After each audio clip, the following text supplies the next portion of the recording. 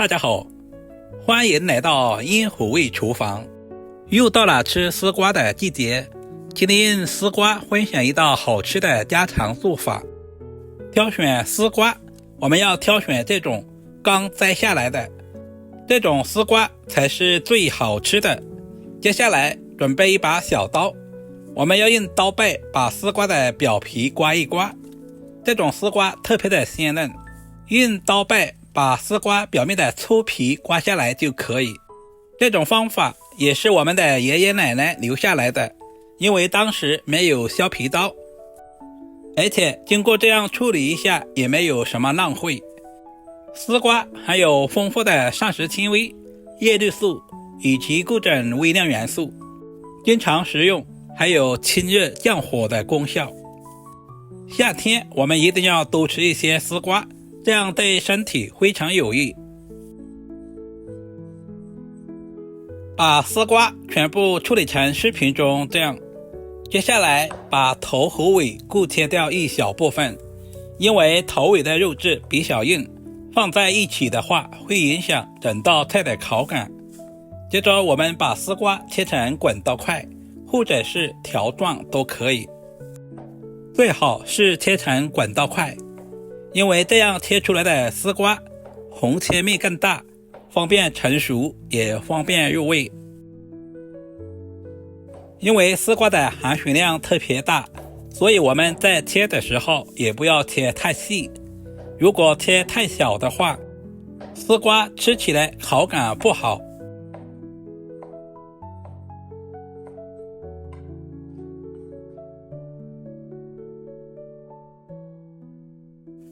全部切好，放在准备好的碗中。往碗中加入1大勺的食盐，加入1勺白醋，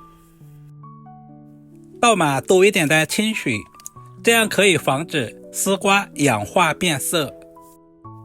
充分的抓拌均匀，使白醋和食盐完全化开，放在一旁腌制10分钟左右。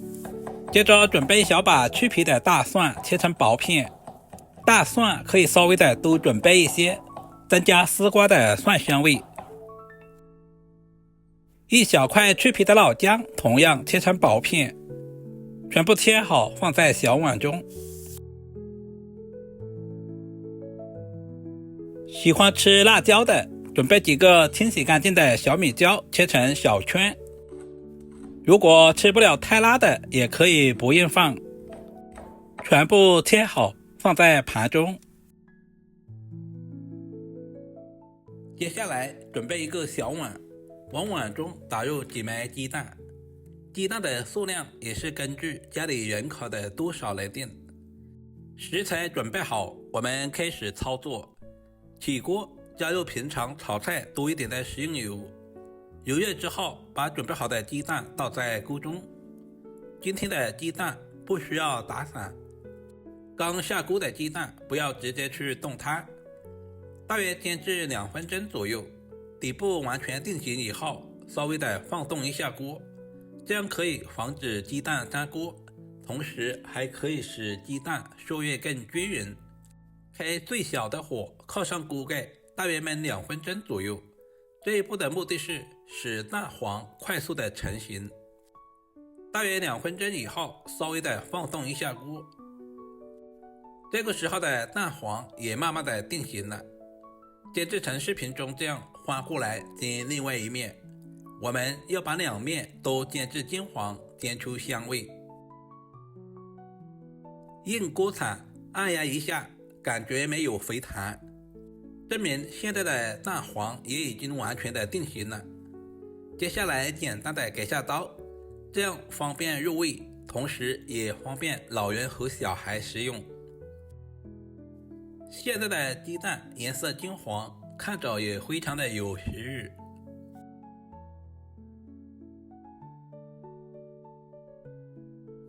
全部切好放在准备好的盘中备用。时间差不多了，现在的丝瓜也已经浸泡好了，加入了白醋和食盐，丝瓜一点都没有氧化变色，倒在漏勺里面，控干水分，放在一旁备用。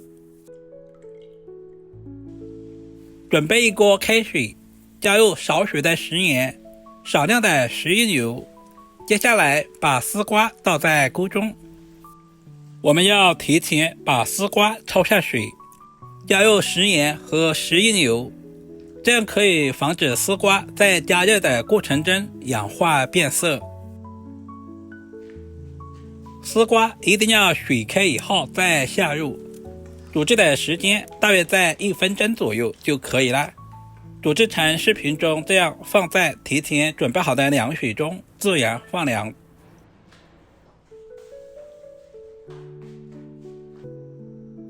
另起锅，加入少许的食用油，有条件的可以加入猪油，下入切好的姜蒜片，然后把丝瓜也倒在锅中，开大火翻炒均匀，把丝瓜炒干水分，炒出蒜香味。接下来把准备好的小米椒也倒下去，稍微的翻炒几下，把丝瓜炒出辣味。接下来加入大半勺的食盐调味，稍微的翻炒几下，把食盐炒至化开。学头的时候，我师傅常常跟我们说，炒丝瓜千万不能加鸡精味精。接着把准备好的鸡蛋也倒在锅中，再次翻炒均匀，使丝瓜和鸡蛋充分的融合。最后加入少许的生抽，翻炒均匀。亲爱的朋友们，视频都看到这里了，借您发财的小手点个赞再走呗。您的每一个点赞留言都是我前进最大的动力，非常感谢您一直以来的支持与鼓励。加入少许的水淀粉，搞上薄薄的芡汁。出锅之前加入切好的葱段，再次翻炒均匀，把香葱炒出香味。一道营养又美味的丝瓜炒鸡蛋就这样做好了，是不是非常的简单？如果你也喜欢这种做法，就赶紧收藏起来。